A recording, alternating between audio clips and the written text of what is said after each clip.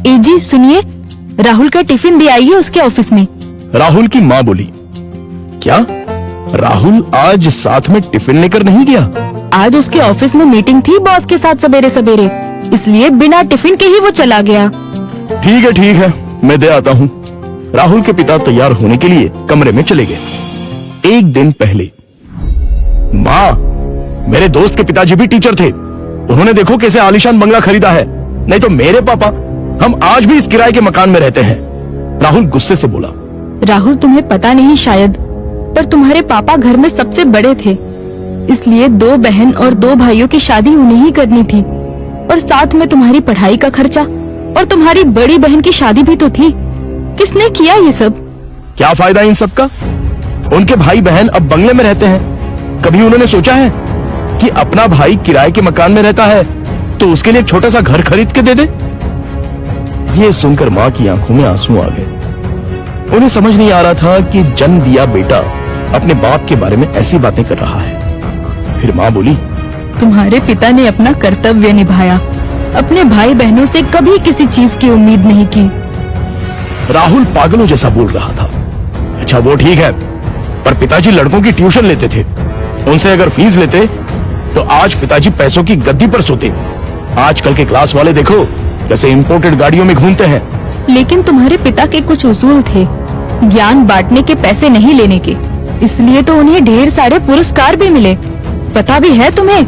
ये सुनते ही राहुल जोर से चिल्लाया, क्या फायदा इन पुरस्कारों का? क्या उनसे हमारा मकान बनेगा? पड़े हैं धूल खाते उस कबाड़ खाने में, कोई नहीं पूछता है उनको। तभी दरवाजे की बेल बजती है। पिताजी ने अपनी बातें तो सुन नहीं ली ना। इस डर से राहुल का चेहरा उतर गया, लेकिन पिताजी किसी से बात किए बिना ही अपने कमरे में चले गए। ये था कल का झगड़ा, और आज मोहनलाल ने साइकिल को टिफिन लगाया और कड़ी धूप में राहुल के ऑफिस पहुंच गए। कड़ी धूप होने के कारण वो थक गए थे। ऑफिस पहुंचने पर उनको सिक्योरिटी गार्ड ने रोका। राहुल सर को टिफिन देना था, क्या मैं अंदर जा सकता हूं? मोहनलाल ने पूछा। अभी नहीं दे सकते, वो बॉस के साथ मीटिंग में है, जब मीटिंग खत्म होगी तब दे देना। चलो यहां से हटो, बॉस तुम्हें देखना नहीं चाहिए। अगर बॉस को दिख गए तो मेरी हालत खराब हो जाएगी, चलो जाओ उधर, गार्ड बोला। मोहनलाल कुछ ही दूरी पर धूप में खड़े रहे। मीटिंग 1 घंटे से ऊपर तक चली। उनके पैर में दर्द होने लगा। तभी ऑफिस के केबिन का दरवाजा खुलने की आवाज आई। बॉस के पीछे पीछे राहुल भी आया। धूप में खड़े हुए पिताजी को देखकर वो मचलाया। चलते चलते बॉस की नजर मोहनलाल पर पड़ गई। गाड़ी में बैठने की बजाय वो वहीं खड़े रहे। वो सामने धूप में कौन खड़ा है? उन्होंने गार्ड से पूछा। अपने राहुल साहब के पिता हैं, टिफिन देने आए थे, गार्ड डरते हुए बोला। बुलाओ उन्हें। राहुल घबरा गया, उसके पसीने छूट गए। उसे अपने पिता पर बहुत गुस्सा आया। गार्ड के बुलावे पर मोहनलाल अंदर आए। बॉस उनके पास गए और बोले, आप मोहनलाल सर हैं ना? सरकारी स्कूल में आप ही टीचर थे ना? हाँ, पर आप कैसे पहचानते हैं मुझे? कुछ समझने से पहले ही बॉस ने मोहनलाल के पैर छुए। राहुल और सब लोग ये देखकर हक्का बक्का रह गए। सर, मैं विजय, आपका स्टूडेंट था। आप मुझे पढ़ाने के लिए घर आते थे। हाँ, याद आया। बाप रे, तुम तो बहुत ही बड़े हो गए हो। विजय मुस्कुराया और बोला, सर आप यहाँ धूप में क्या कर रहे हैं? चलिए अंदर बैठते हैं, बहुत सारी बातें करनी है आपसे। सिक्योरिटी, तुमने इन्हें अंदर क्यों नहीं बिठाया? सिक्योरिटी ने शर्म के मारे गर्दन नीचे कर दी और बोला, सॉरी सर, गलती हो गई। इस पर मोहनलाल बोले, इसमें इसकी कोई गलती नहीं है, आपको डिस्टर्ब ना हो इसलिए मैं ही बाहर खड़ा हुआ था। ओके। विजय ने मोहनलाल का हाथ थामा और उनको अपने केबिन ले गया। बैठिए सर, अपने कुर्सी की तरफ उंगली करते हुए विजय बोला। नहीं, ये कुर्सी तो तुम्हारी है। मोहनलाल हिचकिचाहट से बोले, सर आपकी वजह से ही तो ये कुर्सी मुझे मिली है, इसलिए इस पर सबसे पहले आपका हक बनता है। विजय ने जबरदस्ती मोहनलाल को अपनी कुर्सी पर बिठाया। शायद आपको पता नहीं, लेकिन अगर सर नहीं होते तो आज ये कंपनी नहीं होती और मैं अपने पिता के साथ उनकी दुकान में बैठा रहता। विजय ने अपने साथियों से कहा। राहुल और मैनेजर आश्चर्य से देखते ही रह गए। स्कूल के टाइम मैं एक एवरेज स्टूडेंट था, मुझे पढ़ाई में दिलचस्पी नहीं थी। मार्क्स कमा रहे थे, इसलिए मेरी माँ मुझे सर के पास उनके घर ले गई और ट्यूशन लेने के लिए कहा। पर सर के घर पर जगह नहीं थी, इसलिए वो हमारे घर आकर मुझे पढ़ाने लगे। लेकिन सर ने कभी फीस नहीं ली। सर के पढ़ाने के तरीके से फिर धीरे धीरे मुझे पढ़ाई में रुचि आने लगी और मैंने 10वीं में दूसरा नंबर लाया। ये देखकर तो मैं हवा में उड़ने लगा। My goodness!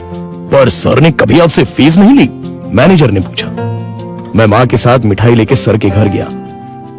माँ ने 50,000 का चेक सर को दिया, लेकिन उन्होंने वो नहीं लिया। तब सर ने एक बात कही थी जो आज भी मुझे याद है। सर ने कहा था, मैंने कुछ नहीं किया, आपका बेटा ही होशियार था।